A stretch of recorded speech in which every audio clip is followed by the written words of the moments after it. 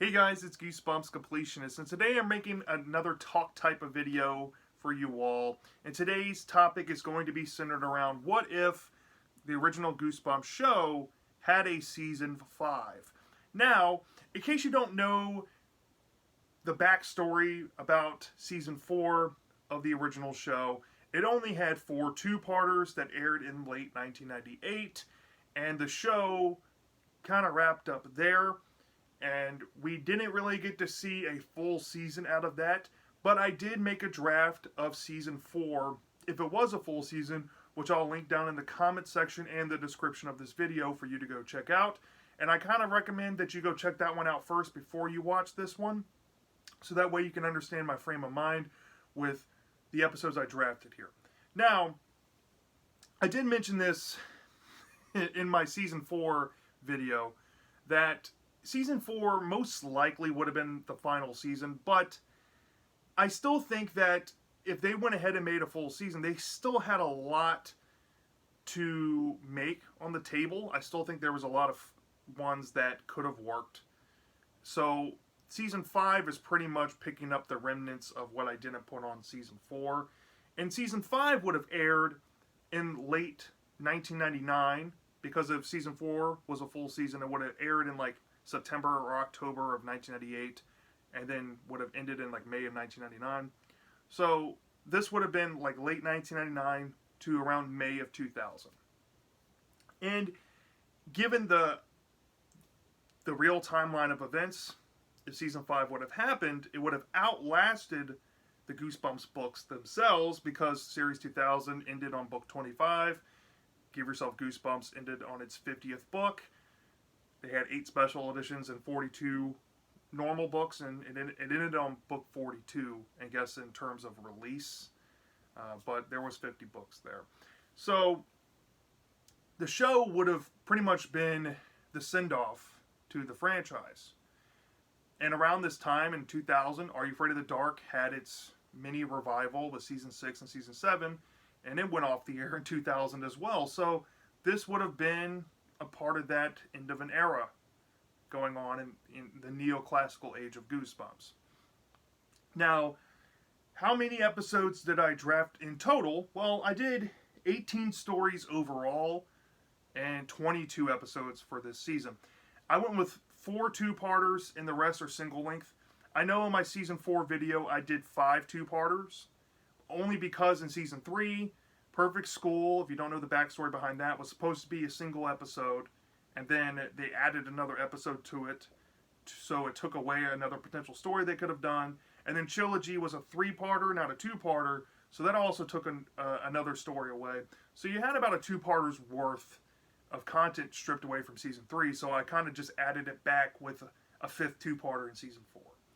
So this season's going kind of back to basics. It is going to be heavily Series 2000, because at the time this season would have released, the only book series out would have been Give Yourself Goosebumps in Series 2000.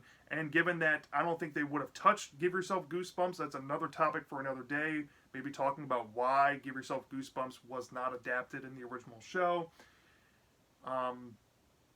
They would have just picked Series 2000 books because that's what they were releasing and that's what they wanted to kind of promote. So whenever there was a alternate option from a short story or OG62 book or a Series 2000 book, I always went with that Series 2000 option, just so you know, okay?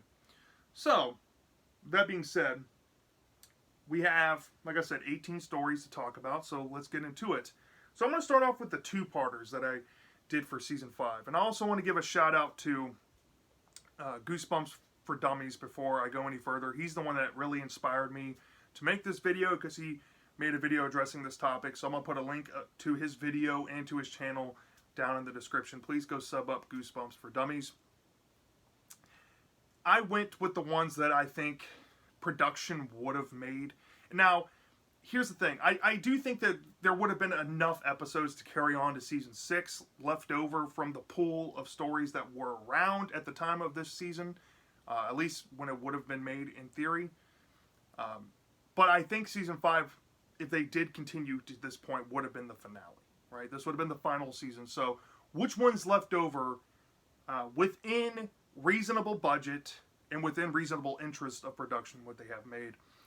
So I tried to keep that in mind to my best capabilities, and I also had to kind of come up with, maybe some alternates. There are some picks I picked here that I will compare. There were some other alternate options that could have worked, and I will mention them. I think they would have worked also in the same vein. And as well, there are some stories that they might have had challenges with production, but I came up with some ideas that they can kind of tweak, simple ones that they can just borrow from plot points, and it might be a no-brainer that some writer working for the show at the time would have come up with on their own anyway. So, let's start off with number one, okay? This is the first two-parter I knew was going to be guaranteed on the draft, and it comes from Series 2000, and it's Headless Halloween. Headless Halloween is, of course, a Halloween-themed story. At this point of the show, in Seasons 1 and Season 2, there was only 3 Halloween-centered stories. You had the Haunted Mask 1, Haunted Mask 2, and Attack of the Jack-O-Lanterns. In my Season 4 draft, if the season was a full season, I went ahead and added pumpkin juice. So, because Halloween is easily the most synonymous with horror and spooky season, it seems like having a 5th Halloween story is a no-brainer. But this one, I think the showrunners would have had a blast with. This is kind of like Goosebumps' take on the Christmas Carol, except set on Halloween. I think exploring the main character would have been fun in like a part 1 setting, kind of setting up this Halloween night, ending on a cliffhanger, what happens to the character. And then part 2 would have been where the real juice of the story is. You establish all the character moments. Maybe you have, some close calls in part 1. And then in part 2, it just ramps up and just picks up into the climax in the end. Now, there are some scenes that in this book that I think they would have to trim out, specifically the barfing scene.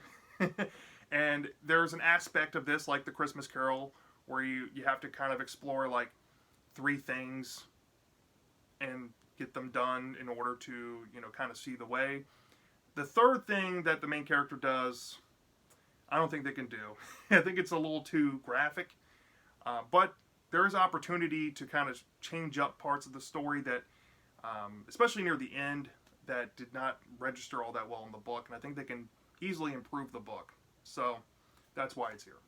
And I'll always take a shot with a doable episode that they can easily improve on. This is pretty much the gold standard for that, for this season. My second draft for a 2-parter goes to the only original 62 2-parter I put on this season. Some of you might be happy. It is the Horror at Camp Jelly Jam. Yeah, this episode, I think the problem was historically in the seasons prior. I don't know why they never entertained making more camp stories. This one, like Curse of Camp Cold Lake, I think you can pretty much reasonably do. The only problem is the Monster King Jelly Jam in the final act. There is that, animatronic giant puppet thing that they might have to entertain. They would have to make something like the Blob They Ate Everyone. If you've seen that episode, that looks nothing like the book cover, by the way. They would have to go that route. And given what the show brought, it probably would not have looked like what the book described Jelly Jam all the way, but they could have maybe made something serviceable. It probably wouldn't have been the greatest thing ever, but they can probably try to pull this one off. That would be the only big issue, making Jelly Jam. But if they cut corners with it, they can make this. So, that would be the only compromise. And whenever people have brought this, why wasn't Jelly Jam ever adapted in the show up? I was like, oh, they can't make King Jelly Jam. Oh, well, I don't really think that's the case. They could have, but they might have butchered it, or it just wouldn't have looked good. So, I don't know. I mean, this is one, maybe it's worth a shot to see. If the effect is bad and that's the only flaw to it, maybe they can try to improve on condensing the plot in a part 1 and part 2 setting. You got part 1 setting up the Wizard of Oz fantastical story. Maybe instead of going the whole rigmarole of them practicing sports, doing sports competitions, you can make something more sinister and go into the mystery of what's going on at this camp way earlier on, and then part 2 can be a whole lot tenser than the book was. Food for thought, but yeah, they can do this one. So that's my number 2. My number 3, now this one has a clear alternative, and it was between this and a short story, essentially, and I'm going to bring them up now. It was going to be between Ghoul School and Creature Teacher. Now, both of these stories are very similar. You basically have a kid going to a new school where he encounters monsters trying to get to them. Creature Teacher, it's the teacher, Miss Marg, that's the monster, and it's a private school setting, and there's some commentary to the story about, you know, doing well in school and, you know, standards and stuff. You know, there's a lot of stuff you can peel back. With Ghoul School, however, it's the character's peers that are coming after him. And if you've ever read the story Why I Quit Zombie School, it's pretty much the precursor to that. This story inspired that book. So which one did I go with? I do think that you could make a 2-parter out of Ghoul School. I think there is enough there. This story's like what, 50, 60 pages, something like that. Maybe a little bit less. But you can chew on this one. But Creature Teacher, Series 2000 book, Miss Marg. All you need to do with Miss Marg is to hire an actress. She could be bigger, or maybe you could put a suit on her. And all you have to do is prosthetic work on the actress, and then you have Miss Marg. And everything else in the story is easy to do. So, I went with Creature Teacher. So that was my pick. So Ghoul School was off the table. Okay? But I do think that Ghoul School, like I said, would have been a great pick. But Creature Teacher, I think you could pretty much do this book verbatim. Maybe not, you couldn't really do the scene where the kid goes outside and it's raining, and, you know, you couldn't really predict that.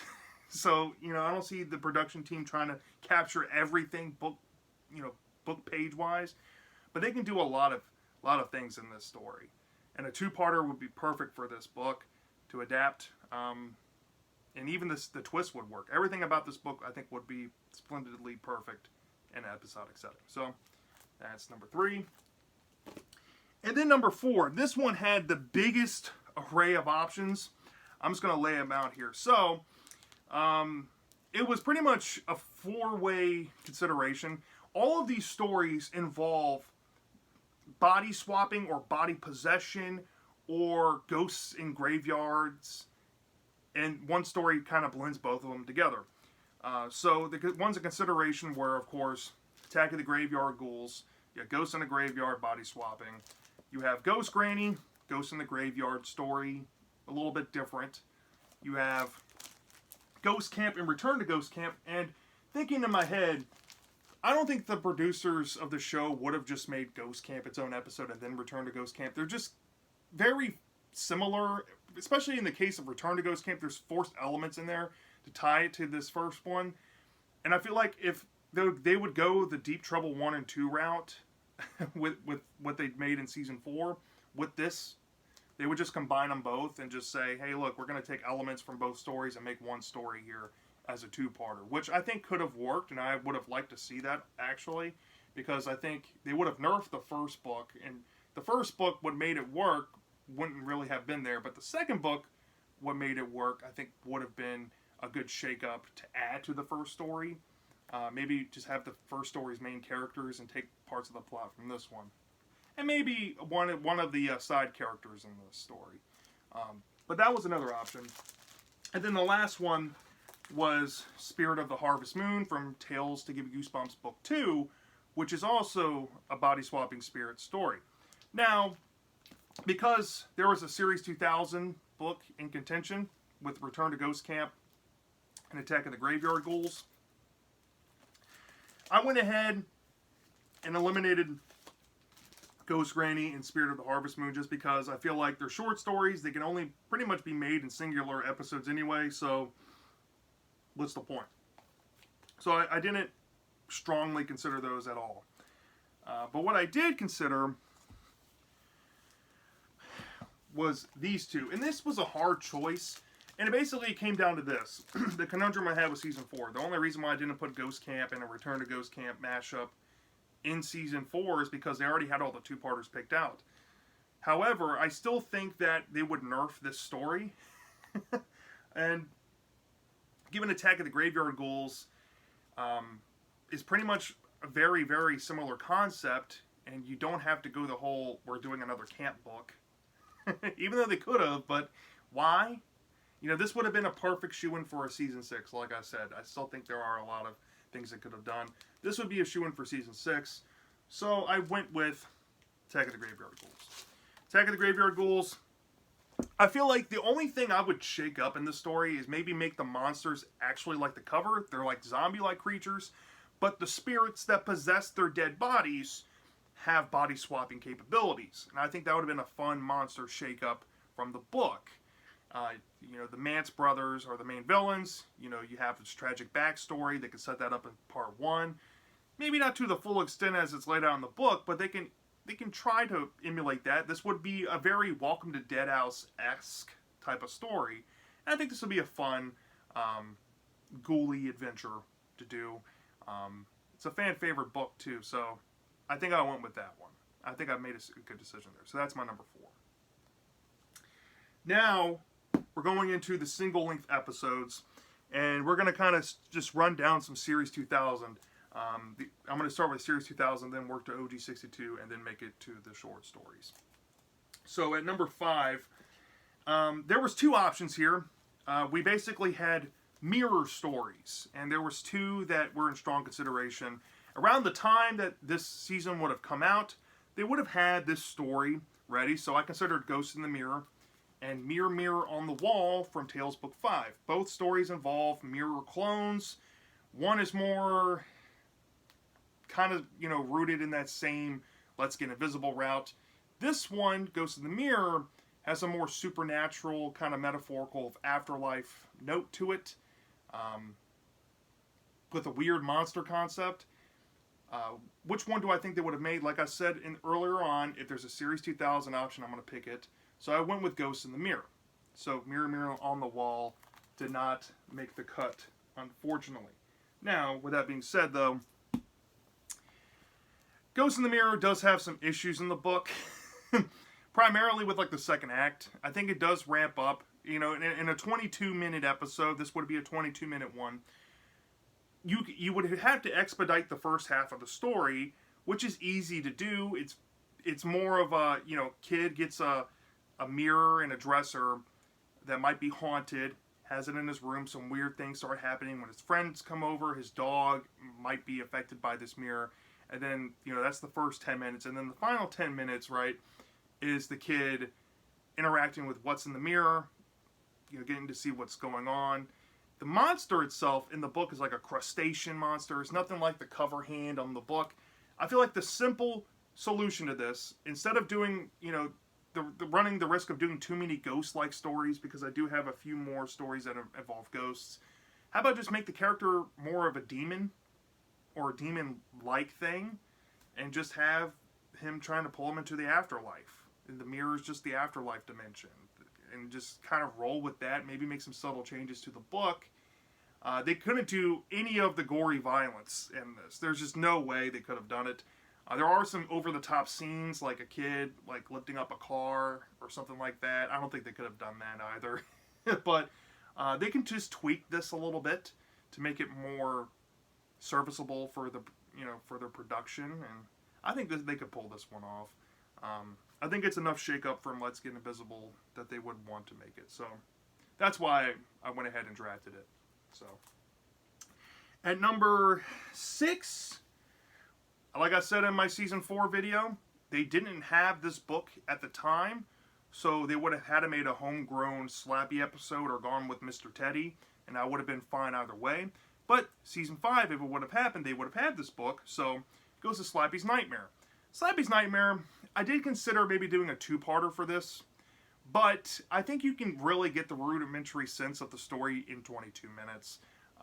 You can have the same actor that played Jimmy O. James and Bride of the Living Dummy come back. Of course, you would have to make a new dummy, the Wally dummy, which would be fun to see, you know, a new dummy character. And you just get right into the nitty-gritty. Pretty much, you don't have to spend too much time with the Jimmy O. James. Maybe just cut right into that stuff. get into the kids that acquire Slappy, and Slappy's doing his 3 good deeds. It's kind of similar to Headless Halloween, but instead of doing the Christmas Carol approach, Slappy's like in a Groundhog Day type of story. So, yeah, there would have been some similarities to Bride here and there, but I don't think they could have done every scene in this. And I guarantee you, if they did adapt this, the baby scene would be axed out of it. So, yeah, or completely different than what the book was. But everything else I think they could have done reasonably. So Slappy's Nightmare would have been number 6. And I know a lot of people would have loved to see this, so. And I would have too, so. There you go. At number 7, this one actually would be a very simple, straightforward one to do in 22 minutes. And it's The Haunted Car. The Haunted Car. All you have to do is pretty much get a car, maybe add some custom grills to it, like an artist makes it, and you're pretty much good to go.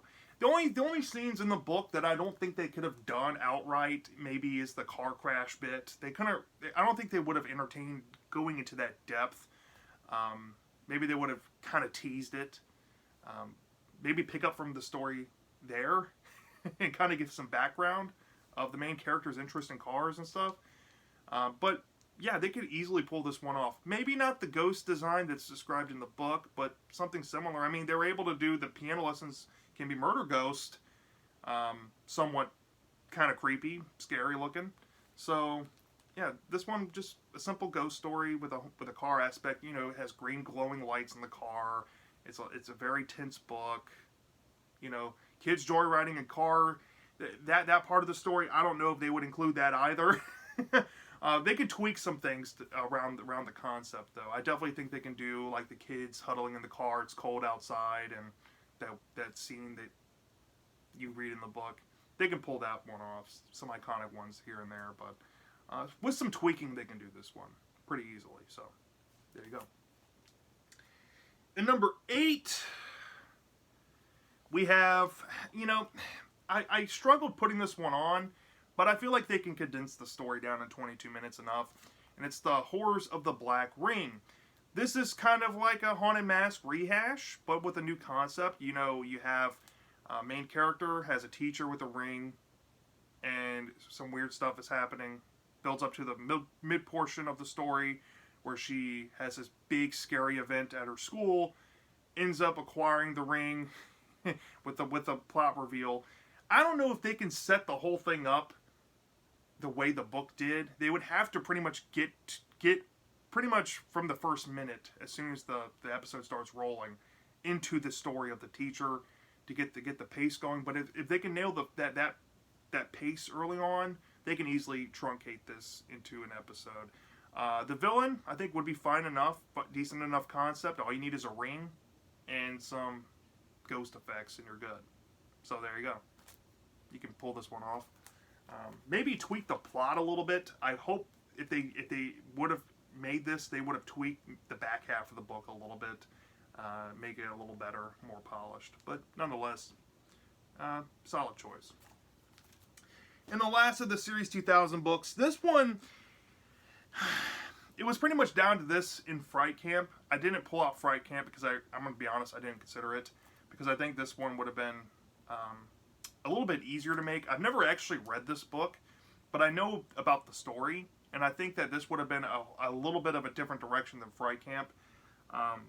So I think the production team would have liked this one more, I feel. And that is Scream School. You know, it's about a kid. Dad's a director. He's director of horror films, and it's about the kid and the dad having some tussles. And the creature or thing on the cover, I don't know, is actually in a prominent role. It's a very rooted in realism story. I think this one, from what I've read, could easily be done. So that's why it's on here. Simple enough. Maybe some scenes won't work. Like I said, I haven't read it, but the stuff that I saw, I think that they could pick and choose which parts they wanted to share. They can make this in 22 minutes. So there's that.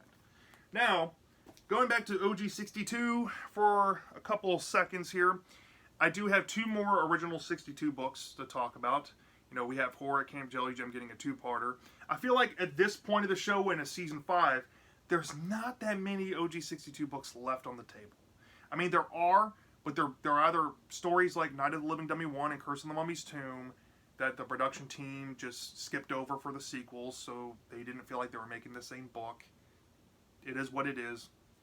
And it's not, a Monster Blood sequel, How I Learned to Fly, Beware the Snowman, Why I'm Afraid of Bees, that the production team pretty much said no-go from the beginning because they said that would be impossible to make. So, these two, I think, were the only ones realistically left. Maybe, like I said, Ghost Camp you can still do, like I said, but you're gonna have to save that for season 6, right? So, love or hate this book. Number 9 is Chicken, or number 10 is Chicken. Chicken.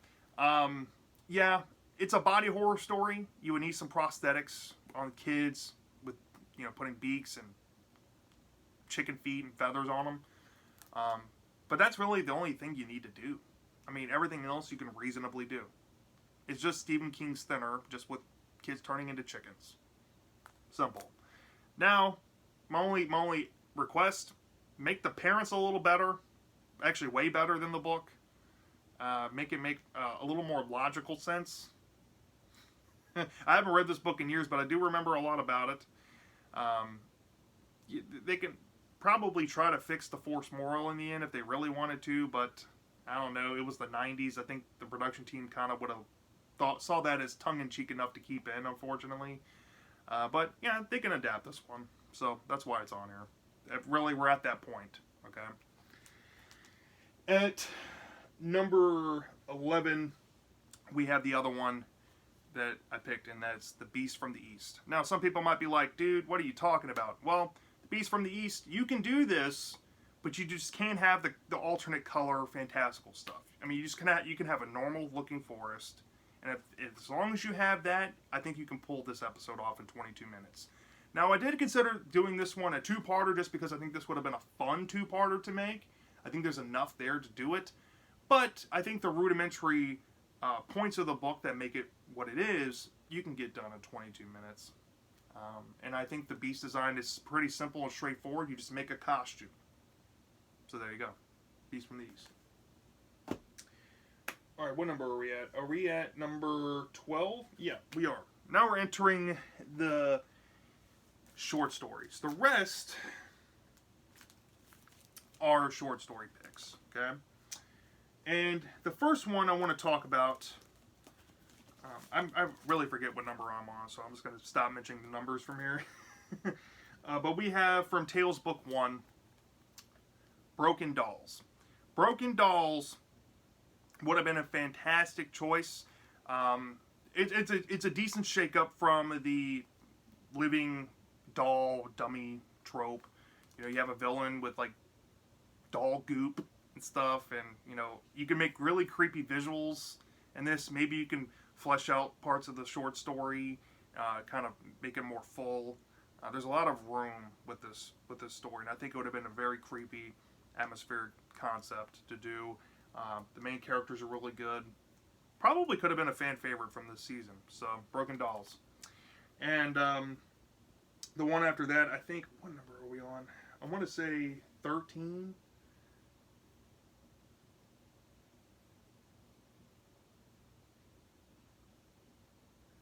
Yeah, 13. We have How I Won My Bat from the same book. How I Won My Bat, very easy on the budget, right? Not a lot to make this one. You don't need a lot to pretty much do here. All you need is a bat and a kid, a baseball field, a team of baseball players, and you can make the story. There's a museum in the story that you would have to kind of tie in, but I think the story, for as simple as the story is, has a good cautionary tale element to it, and I think that the production team didn't really do much stories like this in the show, so this would be one they would entertain.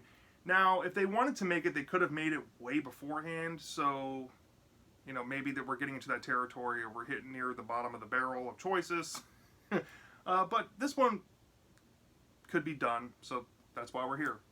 So that's that one. Now, at number 14, we have a story from Triple Header Book 1, and it's Teenage Sponge Boys from Outer Space. Now, the only reason why I chose Teenage Sponge Boys from Outer Space over something like Invasion of the Body Squeezers Part 1 and Part 2, which I think could technically be made, more so Part 1 than Part 2, but that would be like another Season 6 situation, like I said. The reason here is, we're talking about singular episodes, and this one I think would have been more friendly on the budget in terms of the alien stories they had to pick from the time. They can pretty much get a similar vibe to Invasion of the Body Squeezers without having to do all of that, costume and prosthetic work. All you need is some people willing to, go sit through prosthetics that have sponge fingers and stuff. And you can use the same flying saucer thing that you used for Attack of the Jack-o'-lanterns, and you're pretty much good to go with this. Concept is neat. The characters might be kind of cringe, but the story, there's enough meat in the story to carry on the episode for an episode of normal length as is, so that's why it's drafted. And pulling from the second triple header collection, I drafted The Revenge. Now, The Revenge, you would need a tweak. You cannot do everything mentioned in the story. There are certain scenes like characters flying and astral projection. Can't do that. But you can do certain scenes with characters phasing through walls, or maybe they walk, they're just walking in astral projection into a closet. There's simple tweaks like that you can make this concept work. But the story, I think, is unique enough for production to be like, hey, we haven't done something like this before. Why don't we try this? The concept, girl wants to get revenge on a bully, goes too far, meets with a woman, gives her the power of astral projection, but there's some stipulations with it, and of course, some twists involved with that. But it would have been a fun episode, I think. So that's why it's on here. Alright, I think we're at, what, we got 1, 2, 3 left? So we are in the final stretch here, at number 16. I pulled a story from Tales to Give You Goosebumps Book 4, and it is Attack of the Tattoo. Attack of the Tattoo is another Halloween-based story, but the concept would be fun to see done in an episode setting. These kids are trick-or-treating. They get, those old stick-on tattoos. You put water or spit, and you put it on your skin, and they're temporary. Fun concept. Tattoos come to life. It's kind of like an aspect of a Give Yourself Goosebumps book called Attack of the Beastly Babysitter with the villain called Dare. You can essentially do that with this short story here. And you can easily make this a 22-minute fun monster flavor of the week type of episode. You got kids wearing temporary tattoos, all with different animals, monsters, whatever, and they can just do whatever that they can think of that would work budget-wise. But yeah, creepy concept. They can play up the beginning of the story with the more Halloween aspect, and then it goes into the aftermath of the kids eating their candy. This would be a fun little shake-up to the Halloween formula, because the kids are actually going through their candy. They're doing the more traditional things you do on Halloween, more so than we saw in previous incarnations of other Halloween stories. So, yeah, this one would be a fun one. Attack of the Tattoo. And the final two, for stories number 17 and 18. So these are essentially episodes 21 and 22. These are the final two episodes on my draft for season 5. We have two stories from the Tales to Give You Goosebumps Book 6 collection. Both of these are holiday themed. And the first one I drafted is A Holly Jolly Holiday. This one has an iconic short story monster from this series called Susie Snowflake. And the premise, I think, would be really creepy to see done. Essentially, like, girls around the holidays, she's not a holiday fan, but there's a VHS that they acquire that they watch every year, like on a tradition, but something's wrong with the VHS. And there might be some shenanigans going on, playing with her mind. There's some stuff to peel back. And like I said, it's a very morbid story. I think it would work perfectly well in an episodic setting. And I think this one, the production team would have so much fun making this. whenever I first read this story, I was like, yeah, if the TV show would have adapted this, they would have had an absolute ball with this, and probably could have just went even crazier and bonkers with it than the short story did. So, had to be on this draft. I was so upset with myself I didn't put it on season 4, but I told you all in that video that I was saving it for this season, so it's on here. And the last one, and I think this one, ironically, would have been the most issue for this season if they were going to make this one, but I do think there is a tweak they can make to make this happen. And I drafted Why I Hate Jack Frost. Now, Why I Hate Jack Frost is kind of similar to I Live in Your Basement. You know, you have a mind-gamey story with a villain taking you in and out of like realities and stuff. You don't know what's real, what's not real. But the consternation with the short story, in terms of adapting it for episode, right, is the fact that Jack Frost lives in an icy tundra. Now, instead of doing that, they can still do this exact same concept, but play off an element that was actually in the short story about this kid acquiring this Christmas ornament that brings Jack Frost to him from a mall. Jack Frost can just be an entity living at the mall, and they can just make the whole story centered around the mall setting, and maybe do like, like a Santa's workshop and like some department store kind of shake up. And I still think they can make it just as creepy. There's nothing really there that would be the issue minus the obvious tundra setting. Other than that, they can easily make this one. And yeah, I think it would be a shoo-in. And that's why it's the final of my episodes I drafted for season 5. So yeah, those were the choices I had for season 5. 22 episodes altogether, 18 overall stories. Let me know down in the comment section. Did you agree with some of my picks? Which ones would you have put in this figurative season? Do you think that season 5 would have been the actual final season if it did exist like I do? Do you think they would have survived to season 6? Who knows? Let me know. And I'll see you next time.